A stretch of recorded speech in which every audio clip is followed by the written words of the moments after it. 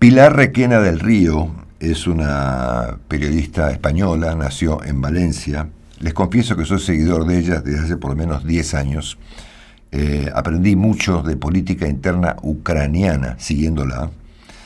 Ella no lo sabía, se acaba de enterar porque se lo conté recién. Es una gran periodista, es escritora, trabaja o es especialista en política internacional, de asuntos sobre todo complejos en materia de política internacional. Integra un legendario programa de televisión español que se llama En Portada. ¿Integra o integraba? Ahora le vamos a preguntar. Pero En Portada ha sido un programa que creo que tiene 40 años de vigencia y es de los programas más extraordinarios que ha presentado y que presenta la televisión española, ¿no es cierto? Ella estuvo involucrada, metida, hurgando en asuntos muy complicados durante los últimos años. Ha estado allí o ha trabajado sobre temas tales como, por ejemplo, la guerra entre Rusia y Georgia, por ejemplo, Pakistán, por ejemplo, Afganistán, tema sobre el cual tiene un libro muy interesante, Libia, Al-Qaeda, la muerte de Osama Bin Laden, naturalmente Ucrania, Serbia, Kosovo, Palestina, y ha sido, puedo hablar 1 hora y cuarto de Pilar Requena del Río, lo estoy limitando naturalmente, ¿no? Ella ha sido corresponsal de la televisión española en Alemania durante varios años y eso produjo 3 libros extraordinarios. Uno se llama La potencia reticente, una historia sobre la Alemania reciente. El otro es una biografía o una historia muy interesante sobre el legado de Angela Merkel, de quien vamos a hablar también seguramente en este reportaje al menos unos minutos. Y su último libro, de reciente aparición, salió a principios de abril, si no me equivoco, es tal vez el más inquietante de todos, porque se llama Populismo Pardo, ¿no? Y trata sobre, vamos a ver con ella enseguida, sobre esta vuelta a Alemania de partidos políticos, Alternativa por Alemania, entre otros, que reivindican un pasado complicado de Alemania, ¿no? El término pardo se refiere a las camisas de los violentos personajes que obedecían las órdenes de Hitler, ¿no es cierto? El libro comienza con una cita también muy inquietante, nada menos que de Bertolt Brecht, que fue un dramaturgo y un poeta alemán, como usted sabe, muy importante, ¿no? Y esa cita, nomás arranca el libro, a mí me dejó bastante, me hizo pensar mucho, ¿no? Porque es muy sugestiva, o muy sugerente.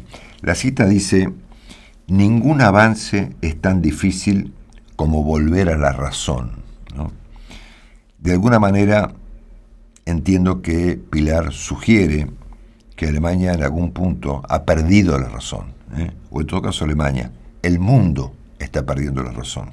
Si pensamos en Putin, si pensamos en la guerra, si pensamos en los problemas europeos, o si pensamos en Trump, ¿no? O en todo caso en la Argentina en Milei, ¿no es cierto? Por lo tanto, para mí y para nosotros aquí en el canal es un gran honor y un orgullo recibir un ratito hoy a Pilar Requena del Río. Un beso, Pilar. Gracias. Un beso. Gracias, Marcelo, a vosotros, y sobre todo a ti por seguirme, y un beso también desde aquí, desde Madrid. He seguido tus conferencias en la Universidad de La Rioja, mira vos, hablando de Ucrania, de la política interna ucraniana previa a Zelensky, allá por el 2014, con el tema de Crimea. Así que soy un seguidor y lo confieso, un gran admirador de tu trabajo y de tu programa. No creo que En Portada ha sido uno de los programas, o es de los programas más extraordinarios que ha presentado la televisión mundial. No tengo ninguna duda de lo que digo. Ya no estoy en Portada. Ya lo sé, ya lo sé. Ahora estoy de directora de Documentos TV. Documentos TV. De las grandes, exacto. Sí, otro de los grandes veteranos de esta casa y otro de los grandes programas de documentales del mundo, creo yo, no solo de televisión española. Sin duda, he visto muchos de ellos. Bueno, obviamente quisiera ir de lo general a lo particular, y te cuento que yo me enteré de la existencia del libro Populismo Pardo por un reportaje extraordinario que te hizo hace unos días el diario El País de Madrid. Por tanto, la pregunta es muy general, vamos a ir después a algunos puntos en particular, y es, obviamente, ¿de qué trata? ¿Qué es el populismo pardo? El populismo pardo, como bien has dicho, hace referencia a las camisas pardas de las tropas de asalto de Hitler, que fueron también las más violentas en la famosa y terrible Noche de los Cristales Rotos, cuando empezó realmente la persecución y exterminio de los judíos, primero de Alemania y luego de Europa. Luego todo eso concluiría en el Holocausto. Y en realidad lo que hace es un repaso a la extrema derecha, al auge de la extrema derecha en Alemania. Yo cojo como punto de inflexión la unificación, porque creo que es ahí cuando realmente empieza lo que ahora estamos viviendo con una enorme preocupación, porque después de la Segunda Guerra Mundial, primero tenemos una Alemania dividida, con una parte, la antigua República Democrática Alemana, que queda bajo la égida de Moscú, bajo el control de Moscú, como un sistema totalitario comunista, y luego tenemos la otra Alemania, la Alemania del Oeste, con la que hemos convivido desde la Segunda Guerra Mundial, que digamos paga los pecados que se cometieron durante el régimen de Hitler y durante el Holocausto, y hace una revisión histórica que quizá no fue perfecta, pero fue bastante buena. La desnazificación no fue completa y ahí quizás se podría haber avanzado un poco más, pero digamos que la Alemania esa que conocimos antes de la unificación, la Alemania del Oeste, tenía bajo control a la extrema derecha. De hecho, no era importante políticamente, a pesar de que había grupúsculos, y empezó a andar por la senda de la democracia, y creo que es un ejemplo realmente de una democracia en el mundo. Alemania lo ha demostrado más de una vez, pero también hay que pensar que esa nueva Alemania, esa Alemania que empezó en el oeste nada más de Alemania, en la República Federal después del nazismo, estuvo tutelada y controlada también por las potencias vencedoras del oeste, por Estados Unidos, sobre todo el Reino Unido y Francia. De hecho, Alemania no recuperó su soberanía completa hasta el 3 de octubre de 1990, el día de la unificación alemana. Pero es un ejemplo de cómo se puede transitar desde un régimen totalitario y terrible hacia una democracia ejemplar, que es lo que sigue siendo hoy Alemania, a pesar de todos los problemas que está teniendo. Pero sí que sitúo el punto de inflexión en la unificación, porque creo que es ahí donde se crea el caldo de cultivo por cosas mal hechas en esa misma unificación, y sobre todo porque no se escuchó todo lo que se tenía que haber escuchado a los alemanes del este, y ese es un caldo de cultivo que, sumado a una concatenación de crisis desde sobre todo principios de este siglo, han llevado, por desgracia, a lo que hoy conocemos como la alternativa para Alemania, con una fuerza nunca conocida en el Parlamento alemán, en el Bundestag. Claro, ahora vemos el tema de alternativa por Alemania, pero se me ocurre un ejemplo histórico. Vos sos una experta en Alemania, yo no. Corregime si me equivoco. Lo que estás planteando es que estos movimientos cuasi nazis que surgen hoy en día en Alemania, producto de fallas en la reunificación, me hace acordar, y soy un gran lector de Robert Kaplan, que ha escrito sobre esto, me hace acordar a la República de Weimar, ¿no? O sea, el estallido de la República de Weimar y lo ocurrió en Alemania entre la Primera y la Segunda Guerra Mundial, donde se incuba, ¿no es cierto?, como consecuencia de una situación complicada, finalmente el nazismo. ¿El ejemplo te parece que aplica o estoy equivocado?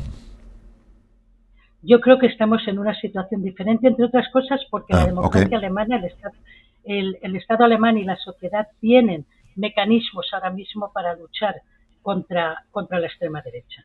Es decir, se les puede haber ido de las manos, que se les ha ido, pero tienen mecanismos más que suficientes para ponerse serios, y ha sido, bueno, el propio canciller Merz lo ha dicho, esta es la hora de la verdad, esta es nuestra última oportunidad, y yo creo que sí, que están en la última oportunidad de parar esto. Había grupúsculos ya previamente a la unificación en el oeste de Alemania. Había grupúsculos de extrema derecha, incluso con toques nazis, pero es verdad que no había socialmente un seguimiento importante de esos grupúsculos, que es lo que ha cambiado con la unificación y sobre todo en el este de Alemania. De hecho, un dato importante a tener en cuenta es que fueron los líderes de la extrema derecha del oeste, de los distintos grupos que había, los que se trasladaron al este tras la unificación porque sabían que ahí estaba el caldo de cultivo. Contanos, Pilar, si sos tan amable, a los argentinos y a los latinoamericanos, ¿qué es Alternativa por Alemania? Alternativa por Alemania ahora mismo se puede decir que es un partido de extrema derecha clara. De hecho, hace ya ya hará más de un mes, que los propios servicios internos secretos alemanes, que son los que estudian estos fenómenos y estos grupos, la calificaron ya de extrema derecha, que eso es un paso más. Antes había solo calificado a extrema derecha a diferentes grupos en algunos estados federados, pero no a todo el partido como tal. Ahora sí que podemos decir que ya es un partido de extrema derecha, pero no nace como un partido de extrema derecha. Alternativa para Alemania realmente nace alrededor en el 2013 y nace como consecuencia de la crisis del euro.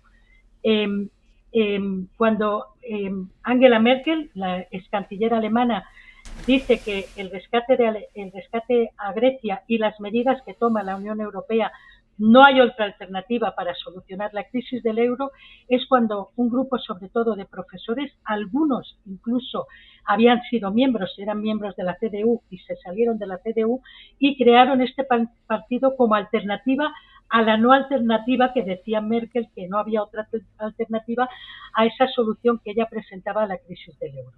Es decir, en un principio este partido solo aparece como un partido de, más que nada, profesores, muchos de ellos e intelectuales, muchos de ellos antiguos miembros o miembros de la CDU que se salen de la CDU, y aparece como un partido euroescéptico y contrario al euro.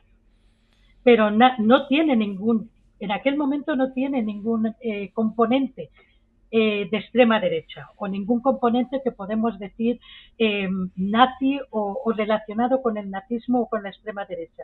Es sencillamente euroescéptico y contrario al euro. Si eso lo queremos calificar de extrema derecha, pues vale, pero para mí eso no es calificable de extrema derecha, es calificable de euroescéptico y contrario al euro, que para mí, que soy una europeísta convencida, pues no es un buen partido directamente. Y es después, un año más o menos después, cuando ya se empiezan a detectar miembros en ese partido con claros tonos de extrema derecha, tonos claros de extrema derecha que se van haciendo con el poder en el partido. De hecho, alguien que era más radical que Lübke abandona el partido, y algunos de ellos, los que eran los fundadores, y Frauke Petry, que es algo más radical que lo que había sido los fundamentos del partido, incluso lo abandona también después de ser su líder durante un tiempo, porque ya ve que los derroteros del partido van hacia la extrema derecha, van radicalizándose hacia la derecha. El partido realmente en el 2013 no consigue entrar en el Parlamento alemán, se queda ya muy cerca, que debería haber sido una señal de alarma, pero luego parece que va bajando, ¿no? Pero tenemos en el 2015, ¿qué tenemos? La crisis de los refugiados. Y la aprovechan. Es un partido que ha sabido aprovechar todas las crisis que ha vivido Alemania a partir del 2013, bueno, a partir de la crisis del euro y de la crisis financiera, después la crisis de los refugiados. No sabe aprovechar, no aprovecha bien la de la pandemia.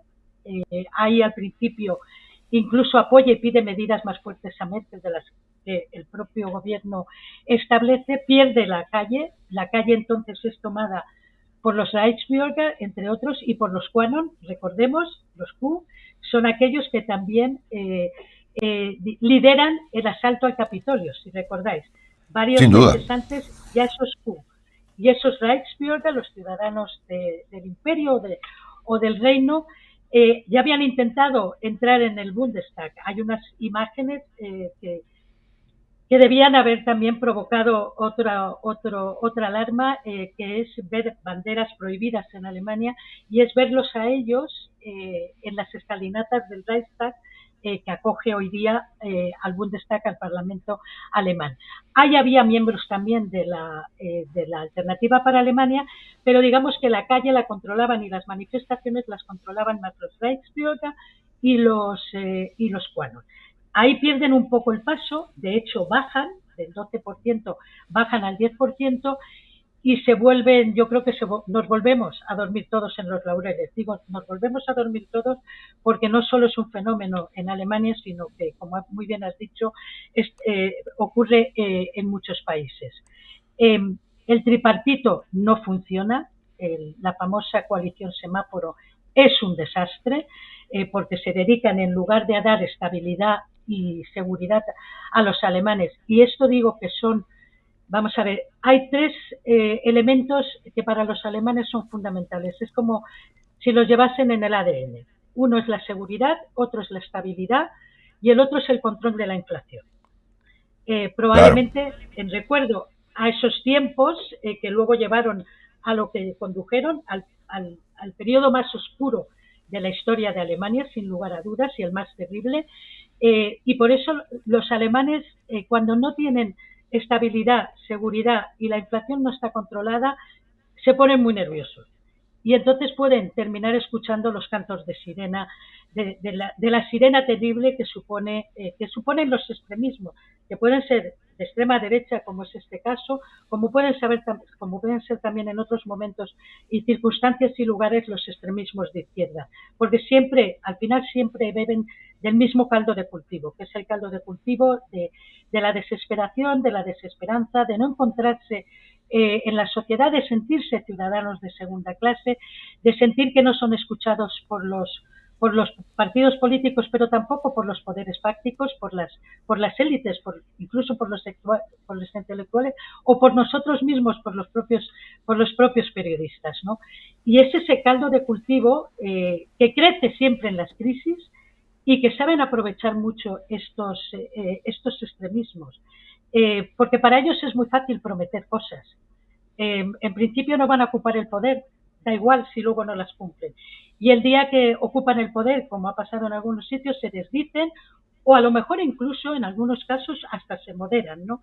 Pero no hay que confiar tampoco en eso, ¿eh? No hay que confiar en que luego en un momento determinado se pueden moderar. Y ese ha sido un poco el proceso de la Alternativa por Alemania. La crisis después de la pandemia, que fue una crisis a nivel mundial y también luego de cada uno de nuestros países, unos salieron mejor que otros, sumada al mal gobierno de esa coalición semáforo, provocaron que Alternativa para Alemania no solo supiese aprovechar ya el caldo de cultivo de la Alemania del Este, sino que supiese aprovechar también lo que también empezaba a sentirse en la Alemania del Oeste, ¿no? Que es lo que ha provocado al final un 20,8% en el Parlamento, y sigue subiendo, que eso es lo más terrible, ¿no? Que sigue subiendo a pesar de que incluso es cada vez más radical. Y ahora sí, ya no podemos hablar de moderados, ya no queda prácticamente nadie de la primera hornada, de aquellos fundadores, no hay nadie ya en el partido, y si queda alguno es los que ya se radicalizaron incluso desde el principio, y ahora sí que podemos decir que los líderes son radicales y son extremistas de derecha. Bueno, por supuesto que nos llama a todos la atención que este fenómeno ocurra justamente en Alemania, ¿no? Como consecuencia de que ha sido no solamente la cuna del nazismo, sino también un país que ha protagonizado un desastre a nivel mundial hace no tantos años, ¿no? 80. Pero hay fenómenos, y me gustaría Bueno, saber si vos ves... 85 cuando empezó. Claro, 85 cuando empezó, exactamente. Me gustaría saber, Pilar, si vos ves alguna conexión entre este grupo alemán tan radicalizado y hoy tan importante, Alternativa para Alemania, con otros fenómenos europeos, como por ejemplo Vox en tu país, en España, por ejemplo el grupo que sigue o seguía a Marine Le Pen, a Víctor Orbán en Hungría, al propio Putin y eventualmente al propio Trump, ¿no es cierto?, que yo los veo como muy conectados, ¿verdad? ¿Es un fenómeno alemán o es un fenómeno europeo y de alcance algo más global inclusive? En realidad todos estos partidos que has nombrado son extremistas, unos más radicales, otros menos radicales, pero justamente el tema de Alemania es que está tan radicalizado que, por ejemplo, Marine Le Pen, Orbán, no la quieren ver ni en pintura a Alice Biden. Eso no sabía. De hecho, claro, están en grupos europeos, dentro del Parlamento Europeo, están en grupos distintos. Marine Le Pen, Orbán y, digamos, dentro de los radicales, no voy a decir menos radicales porque para mí todos son extremistas, pero forman un grupo y Alternativa para Alemania está en otro grupo que creo que son los soberanistas, los otros son los patriotas, no me acuerdo ahora muy bien, pero sí, que está con varios grupúsculos de uno pues creo que es un francés, otro es un polaco, que son los más radicales de los radicales. Hay una cosa que no podemos obviar de Alternativa por Alemania. Algunos de los líderes de Alternativa por Alemania, por ejemplo, honran a los soldados de la Wehrmacht, es decir, a los soldados de Hitler. Dicen que ellos lucharon por su país y tal. Pensemos que esos soldados de Hitler invadieron Francia, e invadieron Hungría, e invadieron Italia. Meloni tampoco quiere tener nada que ver de momento con Alice Biden. ¿Por qué? Estos partidos son soberanistas a su vez y son nacionalistas. ¿Cómo van a admitir ellos a otro partido que honra la ocupación de sus países durante la Segunda Guerra Mundial? No, choca ese soberanismo y ese nacionalismo de mi patria, de mi nación, con los otros que honran a aquellos que invadieron sus países. Entonces, por ahí de momento no entran. Es verdad que al principio, hace unos años, es cierto que sí que conectaban y sí que había conexión entre esos países, pero ahora mismo digamos que Alternativa para Alemania está aislada de ese otro grupo de países que también son de extrema derecha, pero juegan en una liga diferente de momento. No quiere decir esto que pasado mañana no se unan. Sí se ha comprobado, por ejemplo, Trump y sobre todo Elon Musk ha intervenido de modo directo, directamente, ¿no? Exacto. En la campaña electoral que incluso Trump, no Trump, sino Vance, en la conferencia de seguridad de Múnich, hizo mención a la AfD y eso enfadó mucho al actual gobierno alemán, también a Merz, al que entonces era candidato, porque recordemos, la conferencia de seguridad de Múnich se produjo durante la campaña electoral. Eso, digamos, que es un elemento que no le perdonan a Trump y a Elon Musk el actual gobierno alemán, esa injerencia en su campaña electoral. También es verdad que hay conexiones de miembros de la AfD con Putin y con Rusia.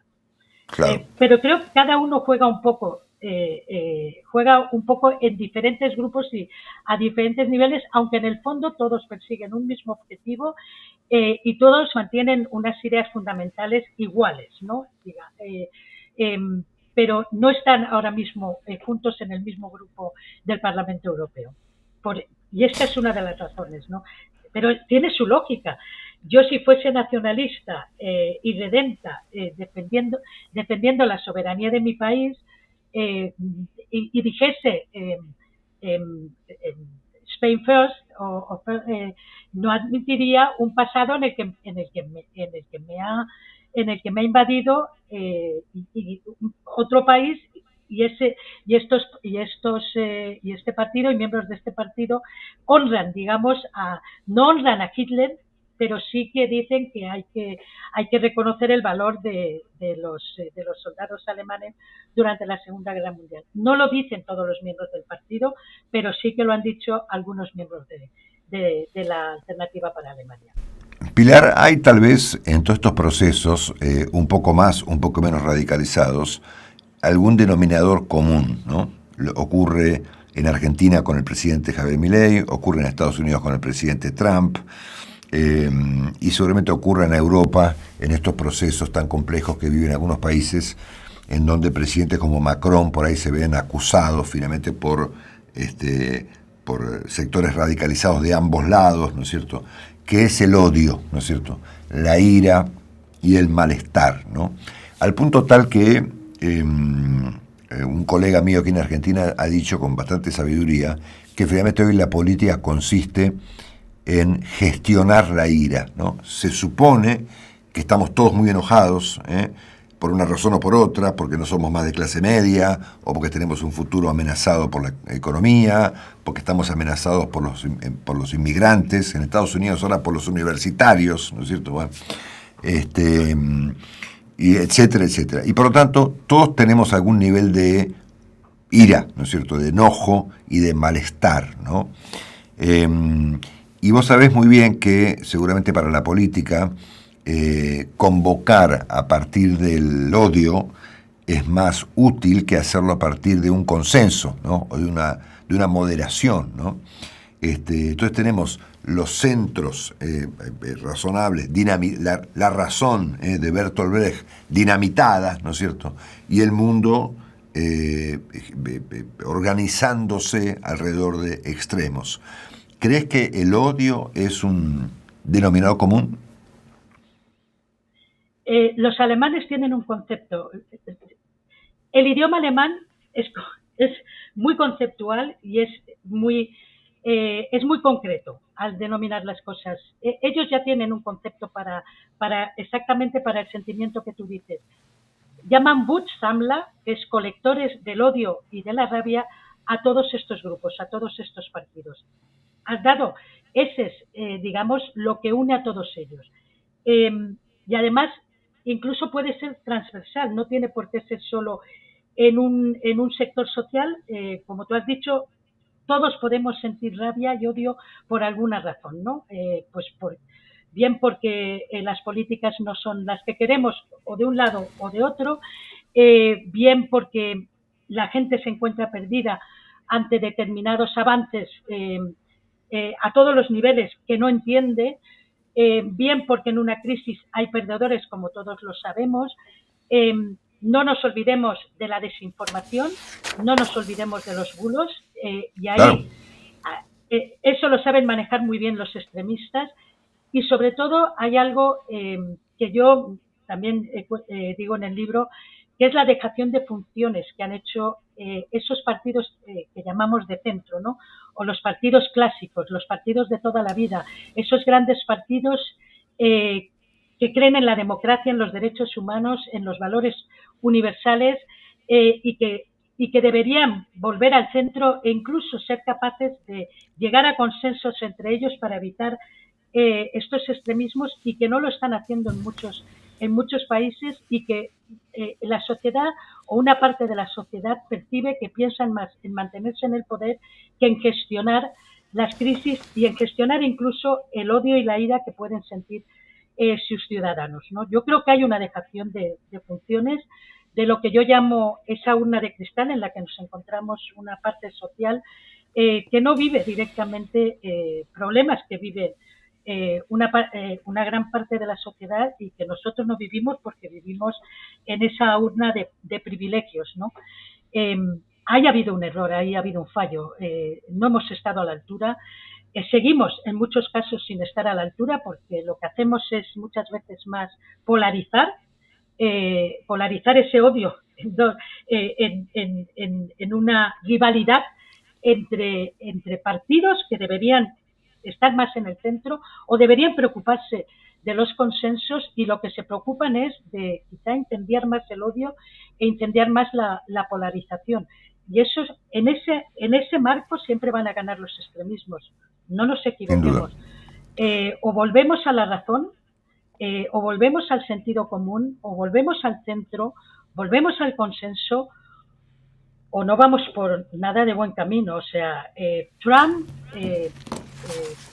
y todos los demás extremistas son fruto de algo, y son fruto de una sociedad que anda muy perdida, y anda muy perdida porque no la hemos escuchado. Yo lo ejemplifico en el este de Alemania porque creo que es un ejemplo clarísimo de cosas que no se podían hacer probablemente de otra manera. La unificación tenía que ser rápida, y fue rápida. Tuvo errores políticos y económicos, pero vamos, ya quisiéramos muchos ser capaces de hacer lo que hizo Alemania en ese sentido, una unificación ejemplar, pero falló en lo más básico, que era la parte social y la parte de sus ciudadanos, ¿no? De no escucharlo. Es verdad que ha habido ciudadanos del este que han sido claros ganadores, muchos jóvenes que se fueron al oeste y empezaron su vida ahí, y como digo, han sido ganadores de la unificación, pero luego hubo mucha gente que se quedó en el camino, que se considera hoy día ciudadanos de segunda clase. Yo se lo dije a Schäuble en el año 2000 en una conversación que tuvimos, al que fuera ministro de Finanzas, Wolfgang Schäuble, que había sido además el negociador por parte del gobierno federal del oeste, había sido el negociador del Tratado de Unificación con su colega del este, y le dije, señor Schäuble, al día siguiente de la unificación, ustedes, que son expertos realmente en asistencia social y ¿por qué no mandaron a un ejército de asistentes sociales al este? La gente necesitaba ser escuchada, necesitaba ser incluso guiada en esa Alemania unificada. Me dijo que no, que todo había salido bien, y le dije, bueno, la macroestructura ha salido muy bien, pero yo le estoy hablando de la sociedad, de los ciudadanos. 5 años después volví a tratar el tema con él y me dijo, tenía razón Pilar, no pusimos suficiente corazón en la unificación.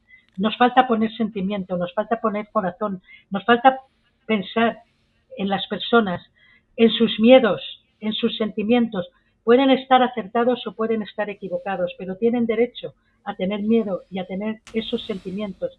Lo que tenemos es que ir hacia ellos, escucharles, hablar, intentar solucionar aquello que les preocupa, hablar de temas que no podemos dejar de hablar porque preocupan a nivel social, y si no hablamos nosotros, van a hablar los extremismos, los va a coger la extrema derecha, y cuando sea ineludible hablar de esos temas, algunas de las medidas que se deban tomar van a ver las propuestas ellos también, y lo que van a decir es que nosotros fuimos primeros, y el ciudadano que se siente perdido, que se siente no escuchado, que se siente abandonado, va a decir, perdón, para coger la copia cojo la original.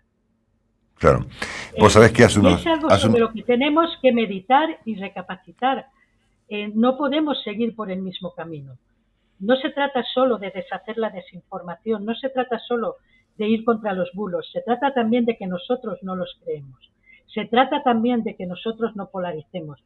Se trata de que nosotros, los periodistas al frente, hagamos lo que es nuestro trabajo, que es denunciar, observar y decirle a los gobiernos, basta ya. Pónganse ustedes de acuerdo. No nos polaricen. Vayan al centro. Encuentren un consenso necesario en estos momentos.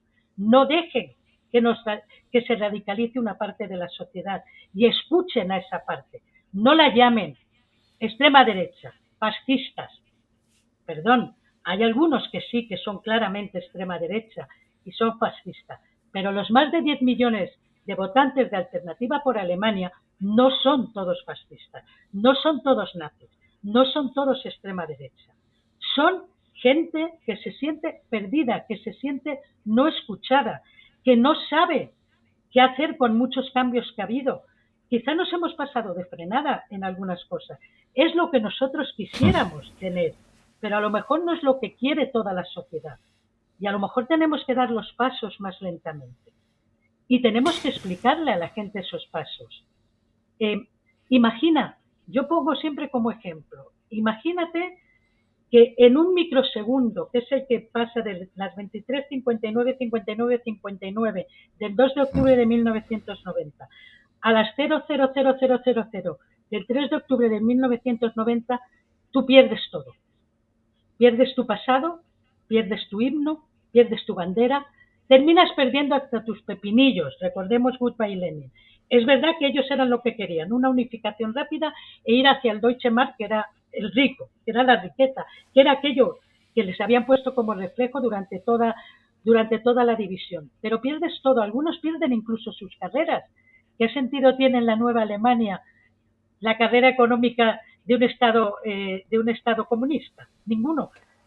La parte jurídica, muchos se quedan abandonados. Te pasas de un sistema en el que el Estado te lo soluciona todo, incluso lo que vas a estudiar, a de repente que te digan, estás en un Estado capitalista. Es verdad, un Estado de bienestar, cuidadito, que Alemania ya quisiéramos muchos tener un Estado claro. como Alemania, pero donde además te dicen que tienes que poner la musculatura para ir abriéndote camino, pero nadie te dice cómo tienes que moverte en esa nueva economía y en esa nueva sociedad. Terminas perdiéndote si nadie te ayuda, si nadie te dice, y si encima te dicen tu biografía no nos vale nada porque era una biografía bajo una dictadura comunista, como si tú tuvieses la culpa de haberte quedado bajo un régimen comunista. Todo eso va creando un caldo de cultivo. Si tienes una serie de personajes que saben moverlo hacia una dirección concreta, tienes una juventud que puedes aprovechar una parte de ella, que son la juventud neonazi de los años 90, que fueron mucho más duros que estos en lo que son términos de violencia. Recordemos que entre el año 90 y principios de siglo hubo 100 muertos por violencia de extrema derecha en Alemania. Esa parte, por lo menos, ahora mismo está más controlada. Pero ahora tenemos una parte de representación política que en ese sentido es también muy grave y muy complicada. Pilar, hay una definición tuya muy impactante en el reportaje que te hizo hace unos días el diario El País de Madrid, que he leído y releído varias veces, donde decís que este es el momento más complicado de Europa, ¿no? O en la historia de Europa desde la Segunda Guerra Mundial. Si sale bien, va a fortalecer a Europa. Y si sale mal, no quiero pensarlo. ¿Esta definición tiene que ver con esto que estamos planteando o tiene que ver con Putin? No, para mí tiene que ver con nosotros mismos. Putin es un problema que tenemos, que podremos realmente solucionar mejor si estamos unidos y si tenemos una Europa fuerte. Yo hablo incluso de autonomía estratégica.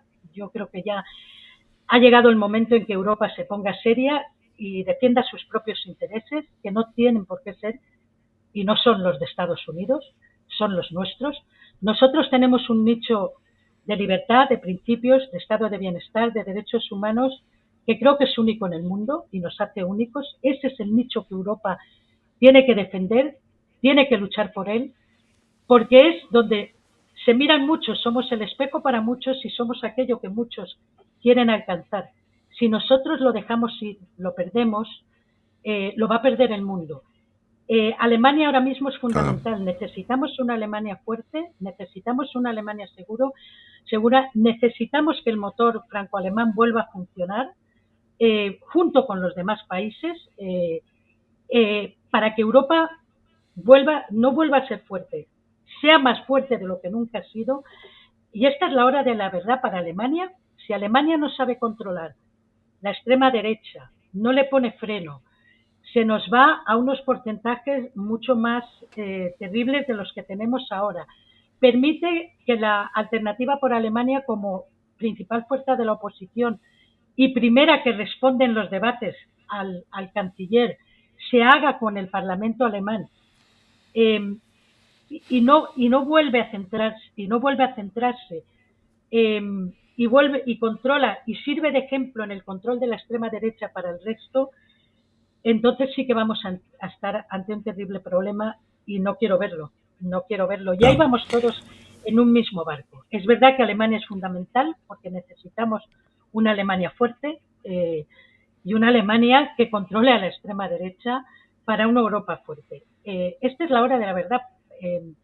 Por el propio Trump también, Trump ahora ha puesto a Alemania, ha puesto a Europa en un brete. Es decir, o nos plantamos y decimos, vale, muy bien, vamos a... yo soy pacifista, a mí no me gustan las guerras. Es verdad que entiendo que necesitamos seguridad y necesitamos ejércitos, no solo para pelear, sino muchas veces para desgracias naturales que nos pueden venir sobrevenidas. Y yo estoy ahora mismo por la labor de una autonomía estratégica y eso va a necesitar de una inversión superior en defensa. Pero claro, quiero que esa defensa sea la europea, que esas industrias sean las nuestras, que seamos nosotros el que tengamos el control de nuestros ejércitos, el control de nuestra defensa y el control de nuestras armas. No quiero ya ir bueno, nunca he querido, pero no quiero invasiones de Estados Unidos en las que nosotros hacemos de segundones. No quiero que nos vayamos de Afganistán porque Estados Unidos decida que ya no le interesa porque ya ha matado a Bin Laden y ya tiene la venganza que se había prometido después del 11S. No, si nos tenemos que quedar, nos quedamos nosotros. ¿Por qué nos tenemos que ir después de haber hecho un trabajo, haber abierto una puerta de esperanza a la sociedad afgana y sobre todo a las mujeres afganas? Y ahora las tenemos encerradas en un ataúd donde cada vez va poniendo más clavos el régimen talibán. ¿Por qué no nos pudimos quedar? ¿Por qué tuvimos que ser comparsas de Estados Unidos e irnos con el rabo entre las piernas avergonzados? Además, en aquella terrible salida de agosto de 2021, aunque ya nos habíamos ido en el 2014, que todo el mundo habla de la retirada del 2021. No, la retirada real fue en el 2014 y fue Obama el que determinó esa retirada. Y destaco Obama porque parece que todo lo hace solo una parte. No, aquí contribuyen muchos al desastre general. Fue Obama el que dice hay que irse en el 2014 y además lo anuncia con varios años por delante y los talibanes no tuvieron nada más que hacer que esperar. Y nosotros, europeos, vamos de comparsas después de haber hecho un buen trabajo sobre el terreno. Quizá no un milagro, porque era imposible el milagro, pero se habían hecho avances. Eso es lo que yo creo que Europa ahora mismo está justamente en el punto de inflexión, de si quiere realmente, sin romper las relaciones transatlánticas, porque no se pueden romper, porque al final todos estamos en el mismo barco y a pesar de Trump y después de Trump volverá a una América que crea también en los derechos humanos y que vuelva a ser una América como la hemos conocido durante mucho tiempo. Pero nosotros tenemos ya que apostar por Europa.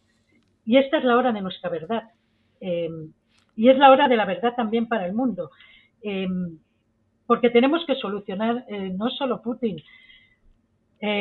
Miremos Oriente Medio, lo que tenemos, sí, claro. Pero ya no solo la terrible situación en Gaza, nos olvidamos de otros muchos conflictos, Sudán, Congo, los Rohingya, sí. Afganistán, sin ir más lejos. Sí, es un desastre detrás de otro y parece que no va con nosotros, parece que el mundo ha vuelto la espalda a lo más terrible. Parece que no hemos aprendido de la historia, sí, empezando por los propios periodistas. Esta es la hora de nuestra verdad. Queremos realmente encaminar al mundo hacia la razón, hacia el sentido común, hacia el consenso, hacia la moderación, o queremos un mundo como el que estamos viviendo, de polarización, de odio, de rabia, de crecimiento y el aumento de este sinsentido, de esta gente de la sinrazón.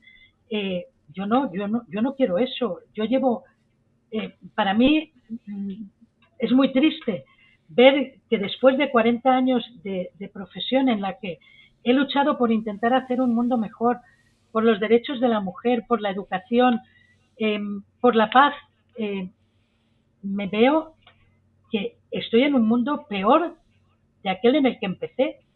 Y no me gustaría dejarle esto ni a mi hija ni a las siguientes generaciones. Creo que entonces hemos fallado como seres humanos. Ya cada uno que luego falle como periodista, como político, como intelectual, como profesor universitario o lo que sea, pero en general habremos fallado como seres humanos porque habremos abandonado a otros seres humanos en su desgracia, en su desesperación, en su sentirse ciudadanos de segunda, en no encontrarse en estos cambios o en este mundo. Para mí lo más importante, y creo que lo digo también en esa entrevista, los monumentos no son los monumentos que no solo son los monumentos que vemos cuando vamos de turistas o cuando vamos también como periodistas en los países. Los monumentos somos los seres humanos. Esos somos los grandes monumentos de este planeta, los seres humanos.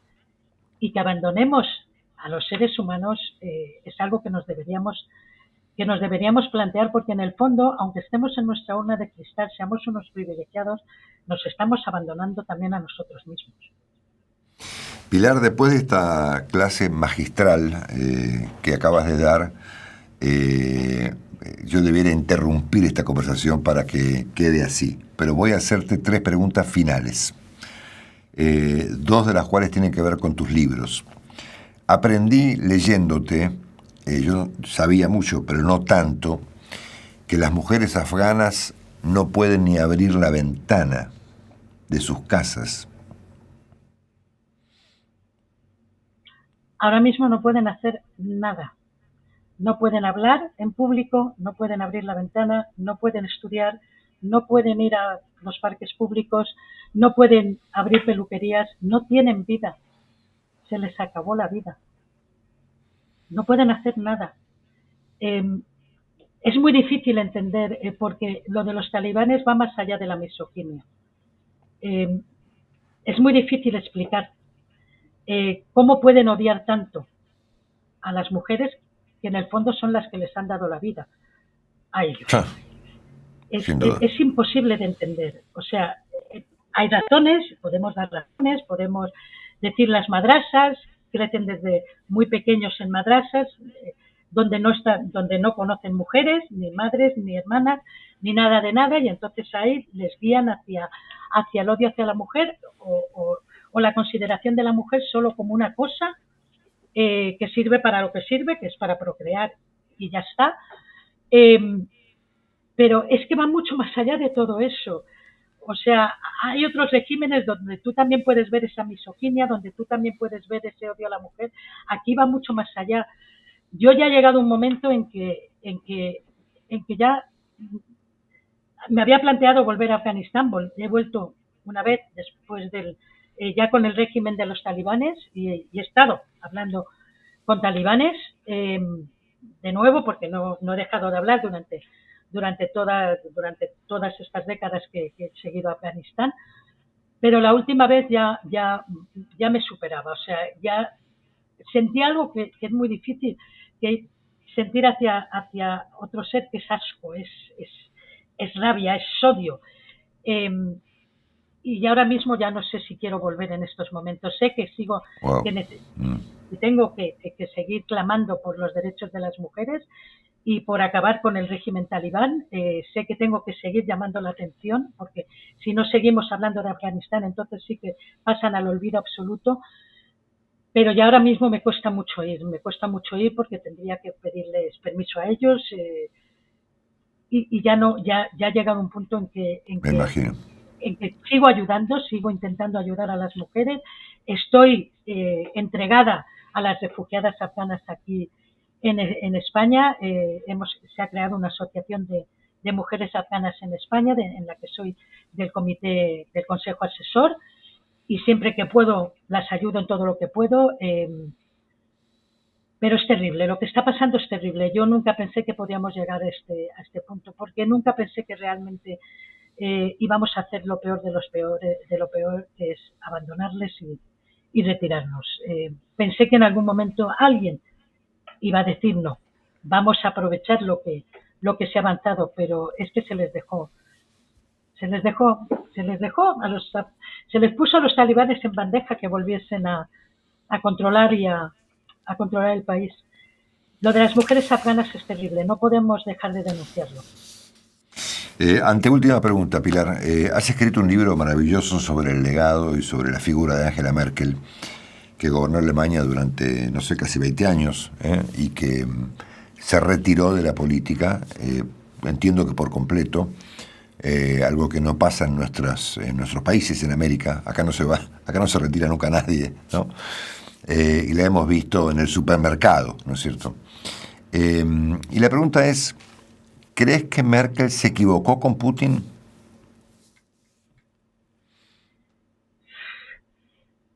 Merkel quizá no hizo todo bien lo que podía, todo lo bien que se podía haber hecho.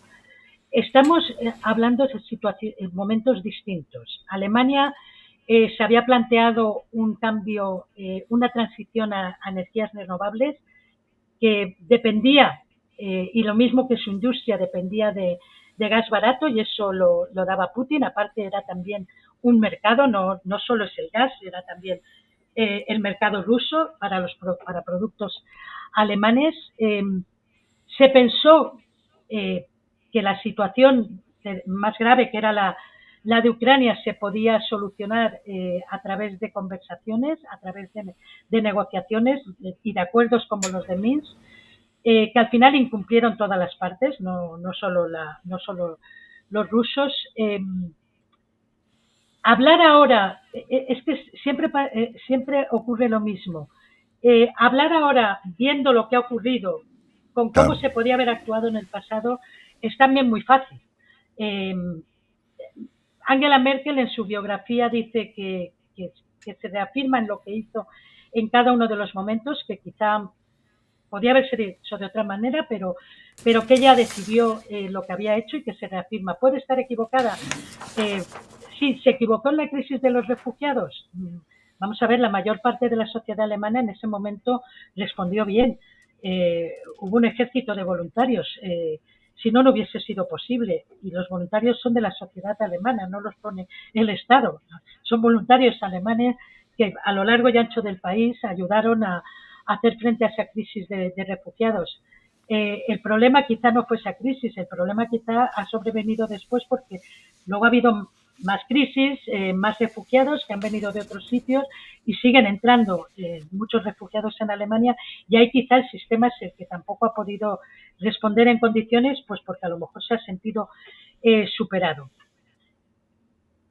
Yo no sé qué se podría haber hecho en otro momento.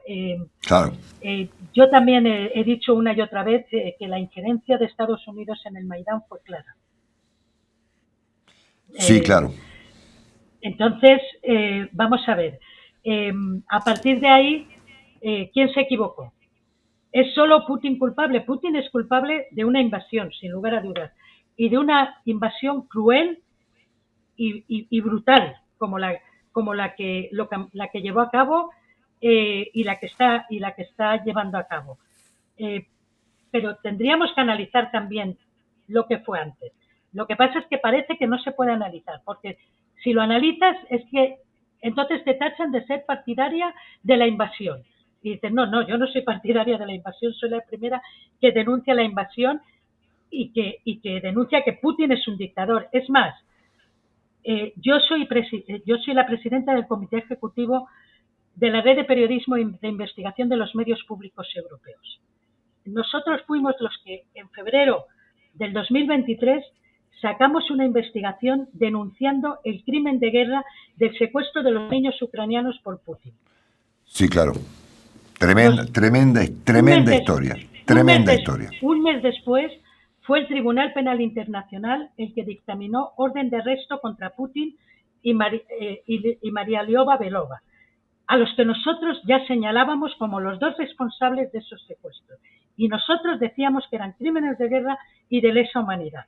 A mí nadie me va a acusar y me va a tachar de ser pro-Putin, cuando después además hicimos otra investigación sobre la rusificación de los territorios ocupados por Putin, donde también hemos denunciado crímenes de guerra, donde recientemente hemos hecho otra investigación sobre la guerra híbrida y las amenazas híbridas de Rusia.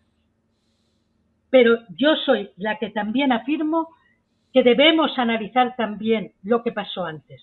Ya no hay marcha atrás, ya no hay vuelta atrás, pero sí que hay futuro en el que no debemos repetir los mismos errores. Y sobre todo, no debemos cortar las vías de negociación. La guerra es el gran fracaso de los seres humanos. Todas las guerras son nuestros fracasos como seres humanos. Intentemos no llegar a esas guerras. Negociemos hasta el último momento. Encontremos puntos de acuerdo para evitar las guerras. Las guerras solo producen horror, muerte y retrocesos. El futuro solo está en la paz, solo está en intentar lo que has dicho una y otra vez, los consensos, el centro, los acuerdos. No volvamos a cometer los mismos errores. ¿Se equivocó Merkel? Quizás sí. ¿Había otra salida en aquel momento? ¿La política alemana podía haber ido por otro lado? Quizás sí, pero no fue. Volver atrás una y otra vez la mirada no nos lleva a ningún lado. Sí que nos sirve para analizar y no cometer otra vez los mismos errores. Lo que pasó. Pero no neguemos también lo que hizo cada una de las partes en cada uno de los momentos. Bueno, no pongamos a unos de malos malos y a otros de buenos buenos. En la gama de grises está siempre la solución. Sin duda. Aquí agrego un punto, antes de la última pregunta, de un asunto que yo he aprendido. Yo soy tan europeísta como vos, siendo argentino, un poco italiano. Como muchos argentinos. Sí, claro. Y también he sido designado caballero de la República Italiana. Es mi cercanía más importante con el europeísmo, ¿no es cierto? Bueno, y he seguido mucho la política ucraniana, aunque vos no lo puedas creer, desde Buenos Aires a través tuyo, ¿no?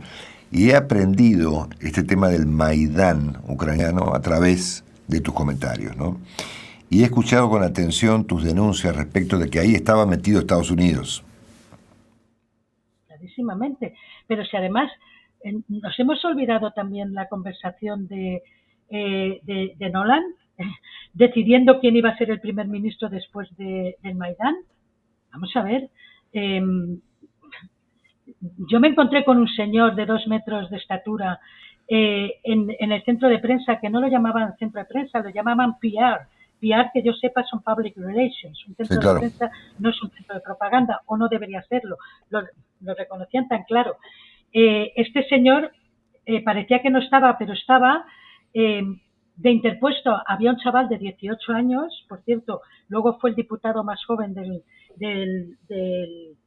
partido de Zelensky, que era el que llevaba, nadie se cree que él llevase el centro.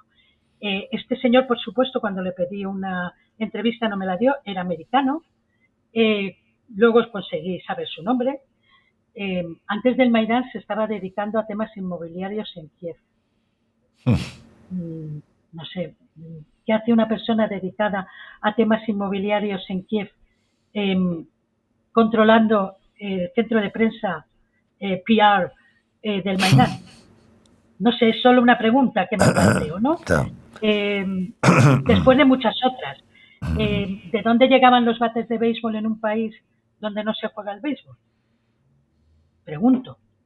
Y el Maidán se llenó de bates de béisbol. O sea, hay una serie de elementos que, por supuesto, con esto ni justifico a Yanukovych, ni por supuesto admito ni justifico la invasión de Ucrania. Pero a lo mejor si hubiésemos estudiado con más detalle el Maidán, si hubiésemos visto también las políticas que luego se adoptaron contra los partidarios de Yanukovych, llamándolos comunistas, contra el propio partido de Yanukovych, contra el este de Ucrania, que son más prorrusos o eran más prorrusos, ahora pobrecitos míos a saber lo que son, pero eran claramente no es que fuesen prorrusos pro Putin, eran prorrusos porque se sentían más rusos o porque hablaban ruso, porque se sentían más rusos y sobre todo porque todos sus negocios de la industria siderúrgica, de la industria pesada, la mayor parte de sus productos iban al antiguo mercado soviético y al mercado ruso. Eso también hay que pensarlo, el miedo que pueden sentir, con razón o sin razón, aquellos que ven que si se gira toda Ucrania hacia la Unión Europea, ellos pueden ser los perdedores, porque sus productos a lo mejor ya no se van a vender, porque tienen una industria obsoleta y contaminante. Hay muchos factores que había que tener en cuenta y había que tener en cuenta también algo que yo llamaba las dos almas de Ucrania. Si tú no tienes en cuenta, estamos volviendo a lo mismo con lo que empezamos. Si no tenemos en cuenta en los análisis que hacemos sobre lo que sucede, no tenemos en cuenta los sentimientos y las percepciones de los ciudadanos sobre lo que sucede, nos vamos a pegar unos batacazos a la hora de analizar lo que sucede que luego nos llevan a no entender el fenómeno Trump, el fenómeno Putin o los fenómenos de extrema derecha o de extrema izquierda en Europa. Yo lo llevo diciendo ya desde muchos años. En el análisis hay que meter también y hay que tener en cuenta el factor sentimientos y percepciones de los ciudadanos. Si no lo tienes, pueden estar equivocados o no, pero es su percepción y son sus sentimientos. Y no puedes obviarlos a la hora de analizar. ¿Por qué? Porque tienen derecho al voto. Porque cada uno de nosotros tiene derecho a un voto. Y debe seguir siendo así. Nos gusten o no nos gusten determinados votos. O pensemos que los nuestros son los adecuados, son los del sentido común y los de los demás no. No. Dejémonos ya de creernos el ombligo del mundo. Dejémonos ya de creernos los mejores de los mejores. Dejemos de creer que nuestra verdad es única. Y escuchemos a los demás. Y vayamos a los demás. Pilar, por último, en América, tanto en Estados Unidos como en Argentina, que son los dos países que yo más conozco en esta materia, he trabajado para CNN en Estados Unidos y trabajo en Argentina y trabajo aquí desde hace 40 años, vivimos un momento de mucha violencia de los gobiernos, en el caso de Estados Unidos con Trump, en el caso de Argentina con Milei, contra la prensa profesional e independiente. En ambos casos es bastante brutal, en el caso argentino es tremendo, ¿no? ¿Es un fenómeno que ocurre aquí, en Argentina, en Estados Unidos, o lo ves también en Europa? Es decir, gobiernos que han desatado su furia, su ira contra el periodismo profesional. No está ocurriendo en todos los países, está ocurriendo en algunos, no todos al mismo nivel. Orbán lo sabemos. Claro. Luego hay gobiernos que cargan contra aquellos periódicos o contra aquellos periodistas que no les siguen el agua. No lo hacen de la misma manera, lógicamente, que Trump o que Milei, pero también se ven algunos movimientos. A mí, sobre todo, lo que veo en algunos países es la polarización de la prensa. También, claro, a favor por o en contra del gobierno, y eso es preocupante. Porque si queremos de verdad llamarnos periodistas, yo siempre he dicho que el periodismo es una misión, el periodismo no es un trabajo, es una misión, es un oficio también. Nuestra misión realmente es ser portavoces de lo que ocurre, pero también escuchar y denunciar e informar. E informar con la mayor honestidad posible, no desde nuestro punto de vista ideológico. No podemos ser ni activistas, y el problema es que ahora empieza a haber mucho activismo en la prensa, y en todo el mundo, esto sucede en todo el mundo y en todas las circunstancias, y tampoco podemos ser ONGistas, es decir, buenistas, para quedar bien, ¿no? No. Y las ONGs son más que necesarias, pero ellas tienen su trabajo, nosotros tenemos el nuestro. Los activistas tienen su trabajo, nosotros no es el nuestro. el ser activistas. El nuestro es informar de la forma más honesta posible y ayudar a hacer sociedades mejores y mundos mejores. Si nosotros contribuimos a la polarización, a la desinformación, al final vamos a ser víctimas de nosotros mismos. Y eso hay que pararlo. Y por supuesto, hay que solidarizarse y hay que ayudar a todos aquellos medios, a todos aquellos periodistas que están en situación precaria y sobre todo que son atacados por los gobiernos que sean. Y tenemos que no solo solidarizarnos, sino que denunciarlo una y otra vez. No podemos permanecer al margen de lo que está pasando en otros países diciendo, esto no va conmigo, esto no, yo soy una periodista maravillosa. No, hay que recordar una y otra vez lo que está haciendo Trump, lo que está haciendo Milei, lo que está haciendo Orbán, y lo que están haciendo otros gobiernos que pueden pasar por ser más demócratas. La prensa ahora está atravesando momentos, aguas turbulentas, vamos a decirlo, ¿no? Sin duda. Por todos los lados, no solo porque las atacan determinados gobiernos, sino porque nosotros estamos contribuyendo a la polarización y porque lo vemos en medios que claramente se colocan en un lado o en otro. No debemos colocarnos en un lado y en otro. Entonces, ¿qué va a ser de las sociedades si nosotros perdemos también nuestra independencia y nuestra capacidad de denunciar y de ser honestos?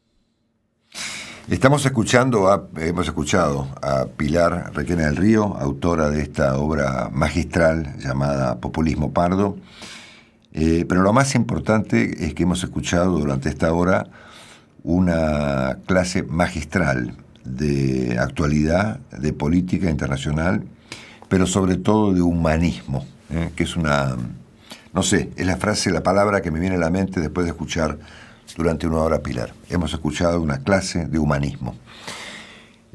Ha sido un honor para mí y para nuestro canal tenerte con nosotros. Te mandamos desde Buenos Aires un beso realmente cariñoso, con mucha admiración y respeto. Gracias, Pilar. Estaremos en contacto pronto. Gracias a ti, Marcelo. El honor ha sido mío. Muchas gracias por escucharme y por darme esta oportunidad. Hasta muy pronto.